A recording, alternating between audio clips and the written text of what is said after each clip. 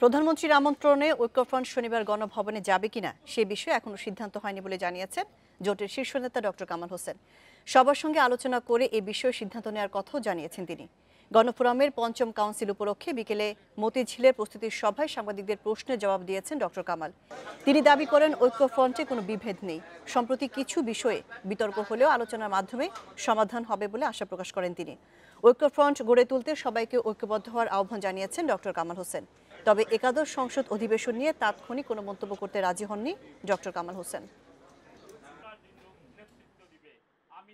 আজকে যে সংসদ বসছে এটার ব্যাপারে যে প্রশ্নগুলো আজকে আমি তুলতে চাই না, এটার উপরে আমরা আলোচনা করব, এটার উপরে একটা এজেন্ডা দিয়ে আলোচনা করব। হালকাভাবে কিছু বলতে চাই না। বিতর্কিত কিছু যেগুলো হচ্ছে সেগুলোকে আজকে এই অনুষ্ঠানে আমি সেগুলোতে ঢুকতে চাই না।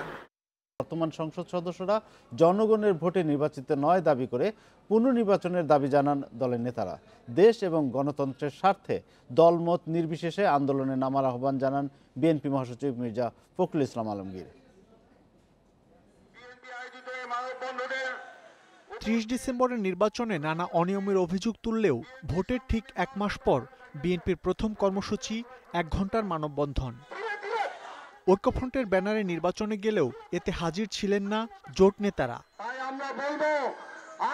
জাতীয় প্রেসক্লাবের সামনে এই কর্মসূচিতে বিএনপি নেতাদের অভিযোগ, জনগণের ভোটাধিকার কেড়ে নিয়ে প্রশাসনের সহযোগিতায় সরকার গঠন করেছে আওয়ামী লীগ। অতি শিগগির ৩ থেকে ৬ মাসের মধ্যে একটি নতুন নির্বাচন দিয়ে বাংলাদেশে গণতন্ত্র আবার ফিরিয়ে আনার জন্য আসুন আমরা সবাই ঐক্যবদ্ধভাবে আন্দোলন করি।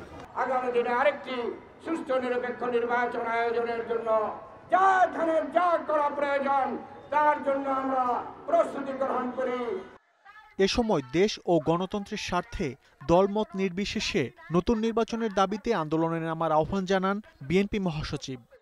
এই পার্লামেন্টকে বাতিল করে নতুন নির্বাচনের মধ্য দিয়ে নতুন সরকার গঠনের আমরা আহ্বান জানাচ্ছি।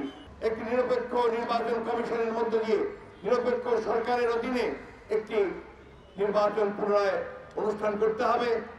মানববন্ধনে উঠে আসে বিএনপি চেয়ারপারসন খালেদা জিয়ার মুক্তির দাবিও। আর এ লক্ষ্যে শিগগিরই আন্দোলনে নামার কথাও জানিয়েছেন জ্যেষ্ঠ নেতারা। মাহমুদ শরীফ, ইন্ডিপেন্ডেন্ট নিউজ, ঢাকা।